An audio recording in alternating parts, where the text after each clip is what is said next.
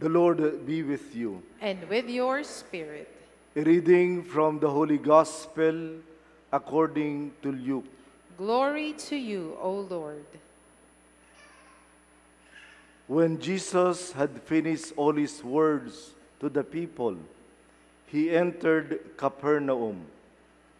A centurion there had a slave who was ill and about to die, and he was valuable to him. When he heard about Jesus, he sent elders of the Jews to him, asking him to come and save the life of his slave. They approached Jesus and strongly urged him to come, saying, "He deserves to have you do this for him, for he loves our nation, and he built the synagogue for us." And Jesus went with them. But when he was only a short distance from the house, the centurion sent friends to tell him, "Lord, do not trouble yourself, for I am not worthy to have you enter under my roof. Therefore, I did not consider myself worthy to come to you. But say the word, and let my servant be healed. For I too am a person subject to authority, with soldiers subject to me.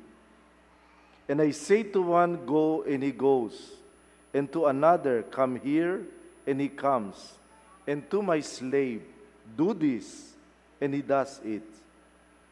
When Jesus heard this, he was amazed at him, and turning said to the crowd following him, "I tell you, not even in Israel have I found such faith." When the messengers returned to the house, they found the slave in good health. My brothers and sisters, the Gospel of the Lord. Praise to you, Lord Jesus Christ. Tuwing First Friday, ako po ay nagmimisa sa isang opisina sa Ortigas. At yun ay 12:00 ng tanghali. Sabi ng manager, "Father, pwede ba bilisan mo lang yung misa?" Gaano ho kabilis? 10 minutes? Huwag kang magsasalita ng matagal. Kasi yung mga tao naiinip sa haba ng dasal. Alam nyo, totoo yun. Meron tayong kasabihan, short homily, it moves the heart. Long homily, it moves the chair. So bago daw gumalaw ang silya, it should be short and sweet. Pagkatapos ng 20 minutong misa, ako lang yung pwedeng kumain. It's a family business. At ang lulusog nila, sapagat ang tanghalian ay 1 oras at kalahati. 20 minutong misa, 1 oras at kalahating tanghalian, at nung 2:00 na, sabi ng manager, "Father, iiwanan na kita. Kasi ako'y merong madyong, and that is from 2:00 until late morning." Bakit nga kaya sa mga bagay na pangkabanalan, ang tao ay nababalisa at walang panahon? Salamat po sa inyong pagdalo sa misa ngayong gabi. Napakahalaga ng araw na ito para sa atin, especially we really love Padre Pio. 1997 until year 2000, I studied my licentiate in Rome in Mariology. Ako po'y nag-aral ng Mary because we promote Our Lady of Lourdes. Every weekend, from Friday until Sunday, I stayed in San Giovanni Rotondo to hear confessions. At ito ang aking nakuha. This is a relic actually. The relic that was touched in the tomb of Padre Pio. Kung meron akong description sa kanya, Padre Pio is a man of God. is a holy man of God. For 12 hours, he stayed in the confessional box. Kaya ba ng mga pari iyon? Busy ang mga pari. Para magpakumpisal, napakahirap. Hindi nila kayang umupo ng matagal. But Padre Pio really can read the sins of the people. Special ang kanyang relasyon sa Diyos. Araw-araw sa kanyang pagdarasal, especially in his closeness to the cross. The Eucharist, he celebrated devoutly. The love for the Virgin Mother, his love for the brothers, the Capuchin brothers, that is the fruit of his love for God, a holy man of God. Kaya nga't sa inyong mga dasal, alam ko, kahit saan siya pumunta, sa lahat ng lugar, ang kanyang dasal ay napakalakas. I can testify and really see that a lot of people, kahit malayo, kahit nasaan, as long as you have a deep love for God, and through the power of the intercession of Padre Pio, talagang maraming gumaling. Maraming gumaling. So, if God is the center, if God is not the center of your life, then life has no meaning at all. I was just touched by the gospel tonight about the centurion. Kailan natin sinasabi ito? During communion time. When the priest raised the host, ano sinasabi natin? Lord, I am not worthy to receive you. But only say your word, I will be healed. Because we know that we are unworthy every day. Nagkakasala tayo, mahina tayo.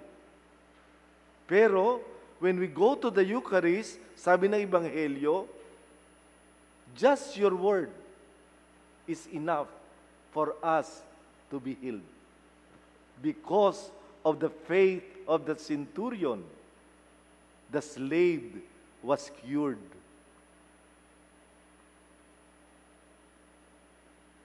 Ako'y nag-bless ng isang condominium sa may Tibuli subdivision.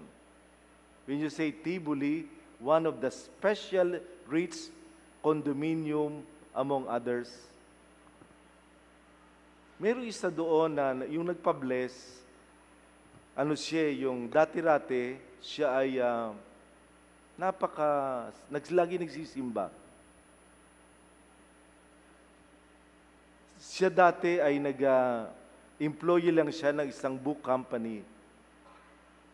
Ngayon, sinuwerte siya. Siya na ngayon ang nagdi-distribute ng lahat ng libro sa Mindanao.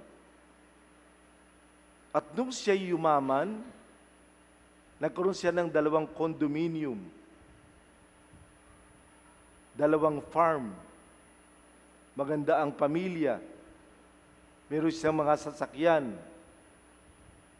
Pero malayo siya sa Diyos.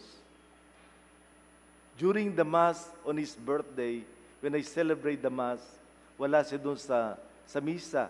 Binabantayan niya yung kanyang sports car sa labas. Marami na siyang sasakyan. Bumili pa ng Land Cruiser at meron pang sports car. And during the Mass, wala siya doon. Sabi ko sa kanya, kapatid, mag-ingat ka. Don't be tempted by the pleasures of the world. Ang lahat ng bagay na yan ay pwedeng mawala in an instant. Money is good. That's why we work all the time. But the love of money is the root of all evil, especially when you use it for power and pleasure. Kung ang Diyos ay hindi siyang sentro ng iyong buhay. Ang buhay ay walang kahulugan. Salamat at narito kayo. I hope that you treasure and you nourish your presence before the Lord. That God is important to you. And that is Padre Pio. Ang buong buhay niya for 40 years, he was just in communion with God. That's why every Eucharist, after communion, yung dinadasal natin na, stay with me, Lord. Napakagandang awit at dasal na sana nga ang Panginoon laging manatili sa atin. Ano yung homily ko ngayong gabi? I want you to have the guides of life. God wants us to be happy. Padre Pio wants us to be holy. What are the guidelines of happiness? Paano ka magiging maligaya? 5. Una, free your heart from hatred, grudges, resentment, anger. Kung gusto mong magkaroon ng kapayapaan, alisin mo ang galit sa iyong puso. Second, free your mind from worries. Sabi ni Padre Pio, pray, hope, and don't worry. 90% ng ating iniisip ay hindi nagkakatotoo. We just anticipate our worries and fears. Third, free yourselves from greed and selfishness. Ibig sabihin, makontento ka at matuto kang mag-share. When you share, the Lord will bless you more. Napakahalaga. Anong problema ng ating bansa? Greediness. Love of money. Na napakaraming taong mahihirap, subalit maraming tao na walang konsyensya. Greediness. Sana matuto tayo na makontento at magbahagi sa kapwa. Pang-apat, free yourselves from people's expectation. Maraming mga tao, merong mga tao ayaw sa atin. Kahit anong effort o ganda ng iyong ginagawa, hindi ka na-appreciate. Pero, meron ding mga tao na mahal tayo. Just be happy and accept that. And don't worry. Fifth, lumayo ka, free yourselves from sin. Lumayo ka, sabagat ang kasalanan ang siyang tulay para tayo hindi maging maligaya. Once again, may Padre Pio in his prayer bless you and your families.